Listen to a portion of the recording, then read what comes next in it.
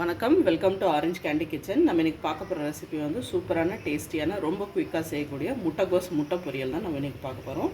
செய்யறதுக்கு தேவையான பொருளும் செய்முறை என்னென்னு வாங்க பார்க்கலாம். இதுக்கு வந்து நான் 4 கிலோ முட்டைகோஸ் எடுத்திருக்கேன். இதை நல்லா அலசி பொடி பொடியாக நறுக்கி வச்சுருக்கேன். வாங்க இதை எப்படி செய்யலான்னு பார்க்கலாம். ஃபஸ்ட்டு ஒரு கடாயில் வந்து 2 ஸ்பூன் அளவுக்கு வந்து எண்ணெய் சேர்த்துக்கலாம். எண்ணெய் சூடாங்க. இதில் வந்து 1/2 ஸ்பூன் அளவுக்கு வந்து கடுகு சேர்த்துக்கலாம். அடுத்ததாக வந்து 1/4 டீஸ்பூன் அளவுக்கு வந்து சீரகம் சேர்த்துக்கலாம். கடுகு சீரகம் வந்து நல்லா வந்து எண்ணெயில் வறுபடட்டும், பொரியட்டும். கடுகு சீரகம் நல்லா பொரிஞ்சதுக்கப்புறம் காரத்துக்கு வந்து ஒரு பச்சை மிளகாய் வந்து நீட் வாட்டத்தில் நறுக்கி சேர்த்துக்கிறேன். இது கூட வந்து ஒரு மீடியம் சைஸ் வெங்காயம் வந்து பொடியாக நறுக்கி வச்சுருக்கேன், அதுவும் சேர்த்துக்கலாம். இது கூட வந்து ஒரு கொத்து அளவுக்கு வந்து கருவேப்பிலை சேர்த்துக்கலாம். வெங்காயம் வந்து ஸ்லைட்டாக பிங்க் ஆகிற வச்சு நல்லா வந்து வதக்கிக்கலாம். வெங்காயம் ஸ்லைட்டாக வதங்கினதுக்கப்புறம் நம்ம பொடியாக நறுக்கி வச்சுருக்க முட்டைகோஸ் இதில் சேர்த்துடலாம். முட்டைகோஸை வந்து ஸ்லைட்டாக எண்ணெயில் வந்து லேசாக வதக்கி வச்சுக்கலாம். இதில் வந்து முட்டைகோஸுக்கு தேவையான அளவுக்கு உப்பு சேர்த்துக்கலாம்.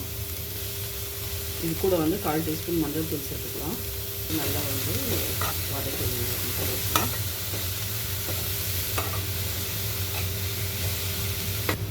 2 நிமிஷம் எண்ணெயிலே வதக்குனதுக்கப்புறமா இது நம்ம ஏற்கனவே உப்பு சேர்த்துனாலும் இதுவே தண்ணி விட ஆரம்பிச்சிச்சு.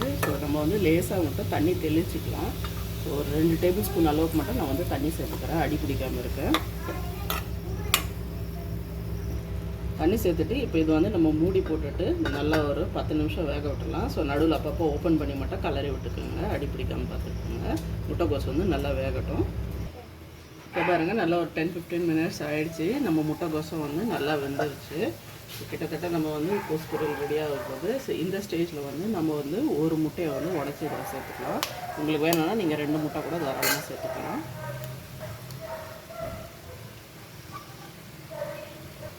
முட்டையை சேர்த்துட்டு நல்லா வந்து கலந்து விடுங்க.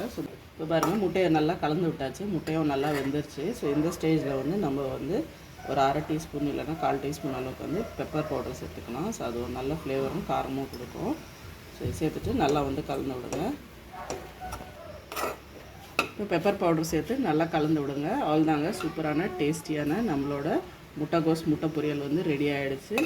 இது வந்து நம்ம ரசம் சாதம், காரக்குழம்பு இதுக்கெலாம் வந்து சூப்பரான காம்பினேஷன். கண்டிப்பாக இந்த ரெசிபி ட்ரை பண்ணி பாருங்கள், உங்களுக்கும் பிடிக்கும்னு நினைக்கிறேன். இந்த வீடியோ உங்களுக்கு பிடிச்சிருந்தால் லைக் பண்ணுங்கள், ஷேர் பண்ணுங்கள். அப்புறம் மறக்காமல் எங்கள் சேனல் ஆரஞ்ச் கேண்டி கிச்சனுக்கு வந்து சப்ஸ்கிரைப் பண்ணுங்கள். நன்றி, வணக்கம்.